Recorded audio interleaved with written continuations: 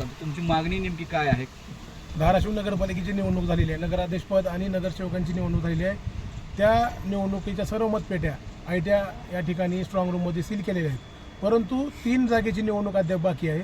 त्या निवडणुकीच्या ज्या वोटिंग मशीन आहेत त्याची टेस्टिंग करण्याचं काम आज सकाळी दुपारी 12 वाजल्यापासून या ठिकाणी चालू आहे. परंतु याबाबतची माहिती कुठल्याही पक्षाला दिलेली नाही, कुठल्याही लोकप्रतिनिधीला दिलेली नाही किंवा उमेदवारांना पण कुठली माहिती दिलेली नाही. आज निवडणूक निर्णय अधिकारी ओंकार देशमुख यांना याबाबतीत फोन करून विचारणा करण्यात आली, परंतु त्यांनी पण सांगितलं की याबाबतीत आम्हाला माहिती नाही, तुम्हाला कळवलं असेल.